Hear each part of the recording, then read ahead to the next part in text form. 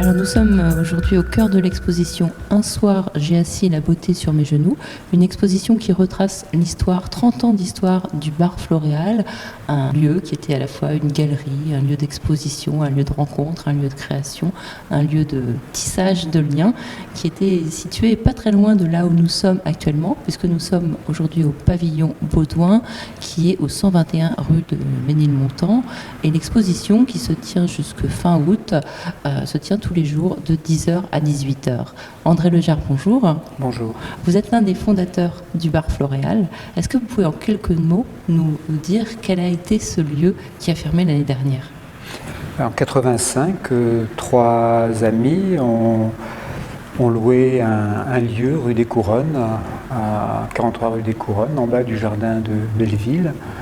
Un lieu à partager, pour faire un studio, monter des projets photos. Donc c'était un ancien bar qui était très abîmé et une boulangerie. Donc côté boulangerie, nous avons fait une galerie.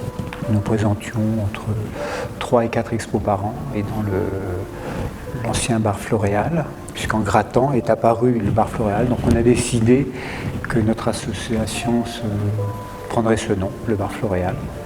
Et pendant 30 ans, nous avons monté des projets, nous avons grandi, d'autres photographes nous ont rejoints. Voilà. Alors quels étaient les sujets qui étaient particulièrement présentés ? Quels étaient vos intérêts, communs ou pas d'ailleurs ?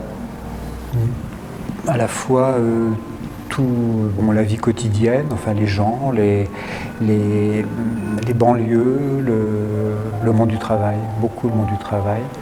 Puisque nous nous étions rencontrés, Alex et moi, à l'occasion des grandes luttes pour le maintien de la chirurgie en Lorraine en 1979.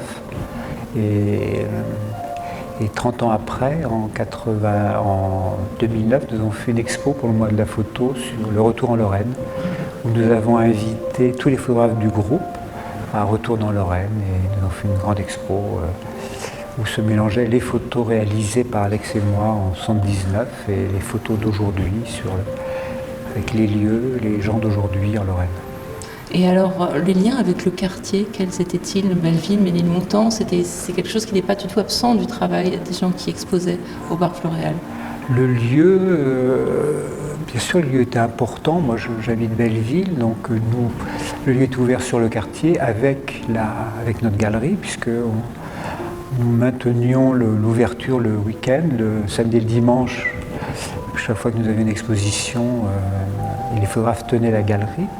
Et puis nous avions également des projets sur le quartier, des ateliers avec des jeunes du quartier, c'est vrai. Et nous avons fait aussi une très belle exposition en 90 pour le mois de la photo avec Willy Ronis. Nous avons invité Willy Ronis à exposer dans notre galerie à la mairie du 20e. Et entre les deux, il y avait tout un parcours d'images en grand format, à travers, là où Willy les avait prises en 48-50 photos. Donc ça s'appelait La traversée de Belleville. Si vous deviez résumer en quoi cette galerie, si on peut appeler ça comme ça, était atypique par rapport aux galeries traditionnelles qu'on peut voir dans le Marais ou ailleurs. Premièrement, c'était une galerie, on vendait très peu de photos. Les collectionneurs ne venaient pas nous voir, hélas, autant mieux.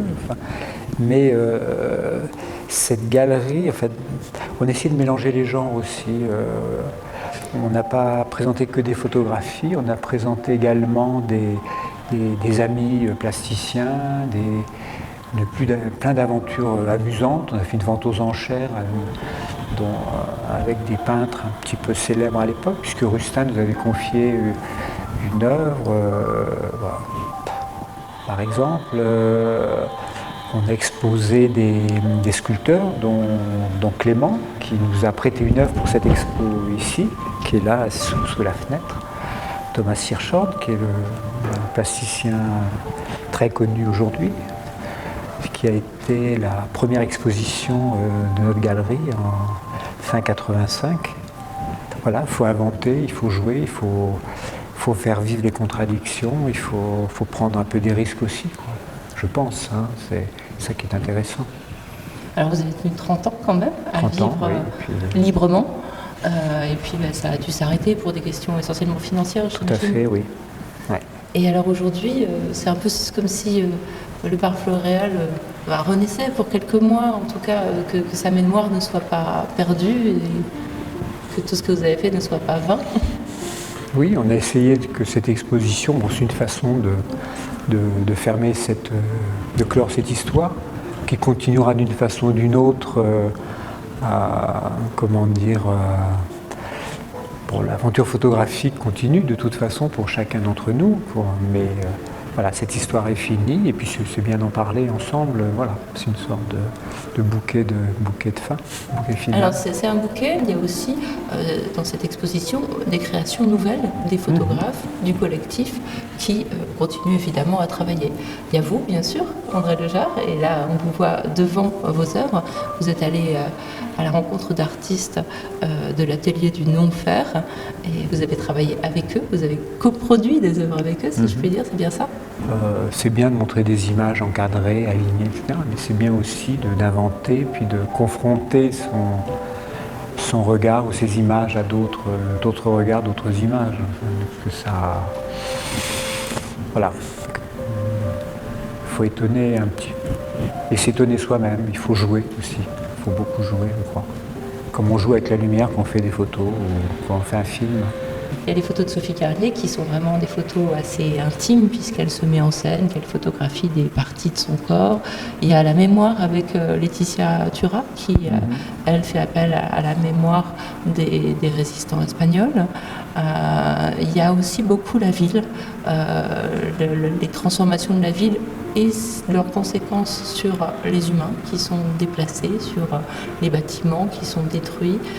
Il y a plein de choses comme ça qui apparaissent. Il y a aussi, si je me retourne, il y a aussi les travailleurs, encore le travail, le monde du travail avec les travailleurs qui œuvrent la nuit dans le métro.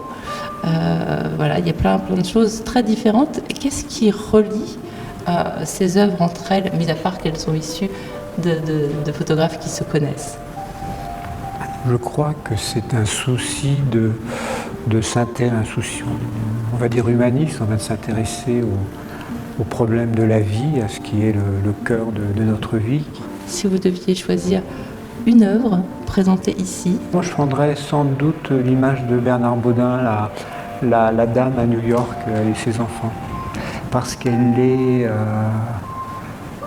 raconte une histoire et elle est évidente aussi, elle est secrète et évidente. J'aime beaucoup cette image.